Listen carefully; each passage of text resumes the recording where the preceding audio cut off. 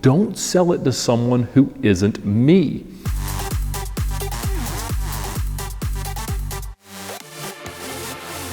So an interesting consequence of making these videos has been the development of the term Shrewd Negotiator. And while I use it facetiously most of the time, it does sort of encapsulate a lot of the attitudes and strategies that I use to approach most car deals. And it's important to understand that it's much more contextual than it is tactical. But I wanted to put together a video of some of the ideas and tips and strategies that I've used in the past that people can use, because I get a lot of questions of how do I negotiate this car deal, or how do I go out and look for something that I can own and make some money on. We have a lot of flipper requests here. But the first thing to really understand is that that's what this is. This is not how you go out and buy the perfect example of your childhood dream car. There's plenty of advice that people can offer on the way you do diligence and the way you check out a car and how you search for the finest example of whatever it is. This is really about how you buy a car with a story that you can drive for a little while, make it a little bit better, and then one day sell for a bit of a profit. But it comes down to that willingness and sort of the availability to buy really just about anything. I mean, there's probably 200 or 300 different cars that I'd be more than happy to buy tomorrow at the right number. And that number is not just something really low, it's a number with an educated basis that comes down to what it's going to take to make this thing right, what might break that I don't know about yet, and what I think I can eventually sell it for. So these are cars that I generally understand what the liabilities, the time bombs, and the monsters in the closet are, that over time I can address and hopefully not encounter, but even if I did, I've padded the number that I offer enough that I'm going to get out okay. Because I'm not looking for perfect cars. I love cars with issues, with stories, with title issues, with high miles, with accident repairs, with paint work, with things that devalue them. Because in the day that I'm buying the car, it matters the most it ever will moving forward. Years and years later, nobody cares. If a car had a lemon law title, it means a lot today, but it doesn't matter at all in 10 or 15 years. If it's got a little paint work or a little bit of road rash or needs some minor cosmetic repairs, I'm going to address those things, make them as well as they could be, and over time that's going to matter a lot less. Beyond that, I'm going to drive the car. So if I prove over and over again by putting miles on the thing that the things that you might need to be scared about really aren't that big of a deal, it sort of overcomes the objection. And as you document it with something like VINwiki or get the records from everything that you do, it proves to the owner that you've done things to improve it. So even if they happen to know what you've paid, they get that they're going to need to pay you more for it. So as you understand what a car is going to need and what most cars like it are going to need, then you can really get to the point where you make the right offer and you talk somebody into taking it. And as you go out looking, this is not really the way that you make good deals on cars that are at dealerships or advertised perfectly like Bring a Trailer or something like that. This is a way that you find a car in a unique circumstance and take advantage of it so that you can enjoy something and have fun and make money.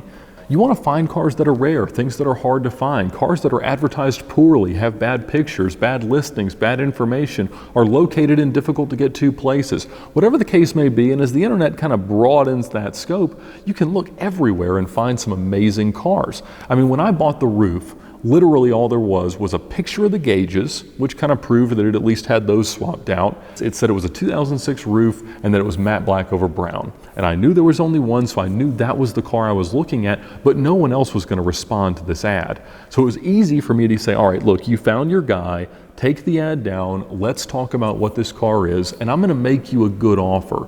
And it's important that whoever you're talking to understands that you are the person to make that offer. You have to explain why you know what this car is worth and what it's going to need, and that you're going into this eyes open. So it's in their best interest to sell the car to you. You're limiting the competition by letting them know that you're not the guy that's going to come back to them 2 days later and say, why didn't you tell me that the differential was wearing out? Or why didn't you tell me that the brakes could cost me $3,000 or $4,000? So when you're that kind of person and when you're telling someone, look, I know what this car is, don't sell it to someone who isn't me. I've scared so many people into selling me cars for less money because I'll explain to them, look, if you give this car to someone who doesn't understand how much an AC compressor costs or how likely it is that the front differential is going to wear or how much these things are if they break, they're going to end up hating you and potentially even suing you. We live in a world where people can sue you for just about anything, as the Bentley deal that I pursued certainly illustrated. And you have to be realistic because you don't find these cars every day. They don't grow on trees. In fact, I find 1 or 2 cars like this every year.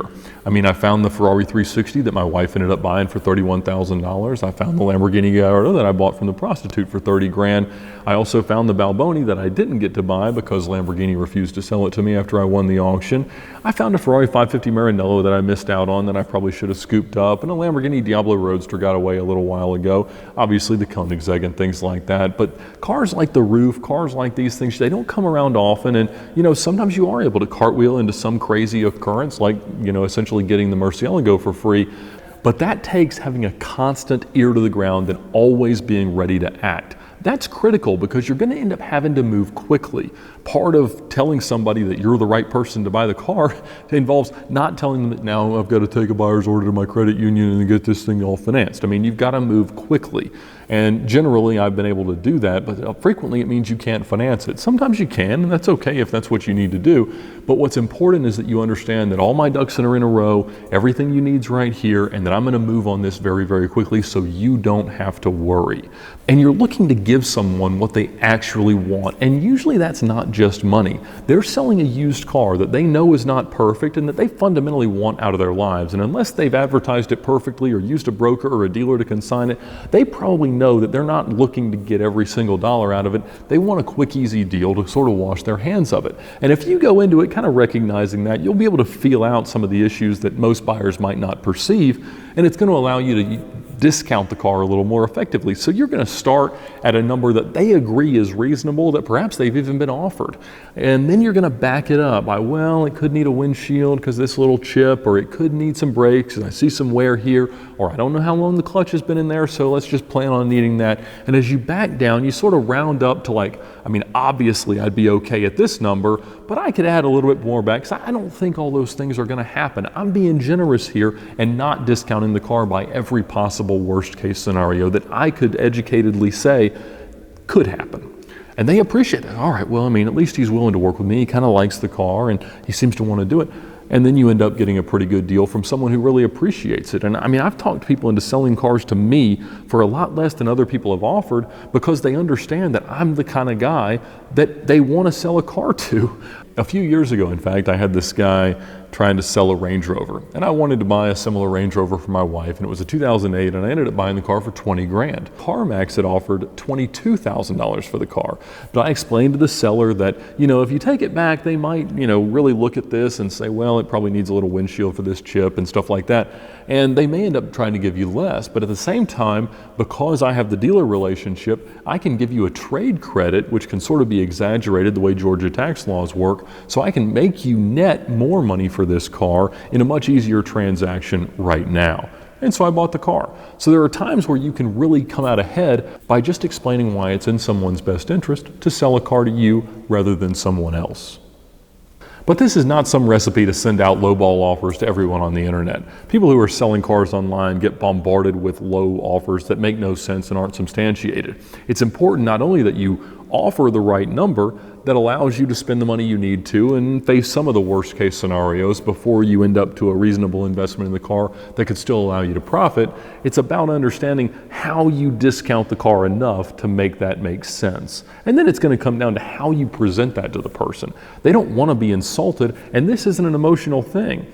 It's about what the car is worth in its current state, what you're going to do to it, what might happen afterwards, and then what your plans are with it. Nobody's afraid of the idea that you want to own a car inexpensively or potentially even make a profit on it. What they don't want you to do is make it their problem. And so you're letting them know that, look, I'm buying this car as is. I don't need a PPI. It's your job to convince me that it doesn't need all these things that I'm explaining to you that I know it could need. And then we're going to talk about what the car is really worth. You got to buy them fast, pay for them fast, do it all fast, and make them comfortable. And that's what allows you to really get a car at a better deal. When I bought the Gallardo from the prostitute, or when I bought the Ferrari out of the service bay at Ferrari of Atlanta, or my wife did, each of those circumstances involved the car being refused or rejected by a dealer or a wholesaler. So people who were in the business of making money on these cars said, that's too much risk for me. And these guys are smart, they know what they're doing. But when I came in and said, look, you know what, maybe it blows up in my face, but I know if I'm in it for this, I'm probably going to be okay. And in most cases, the dealers just wouldn't have offered them that little for the car. But obviously I was willing to, because I knew based on the circumstance, not the strategy, but the circumstance, that I wasn't bidding against anyone else. It was up to me to explain my logic and to make them comfortable, but at the end of the day, they weren't going to be faced with somebody else coming in behind me offering 5 or 10 grand more. So the car hobby can be a lot of fun, and you can buy some great cars, enjoy them well, learn a lot about them, and then buy more of them. You're going to end up finding cars that you're really good at understanding, hopefully you're good at fixing, and that you're really good at selling. And when you really narrow in on something like that, you can end up getting even better deals, but you still have to have your ear to the ground. You've got to set forth the right logic to the seller so that they're comfortable with you and with the outcome that you're telling them they're about to get. You got to move fast, and you got to really enjoy the process. It makes it a great hobby and a lot of fun and a great way to experience a lot of different cars. And one day you're going to decide, yes, this is the car I really like. I want to go find the best example that I can. I'm going to own that one for a while. And if I pay a little bit too much, that's okay. But if you want to make money flipping cars, this is a great way to do it.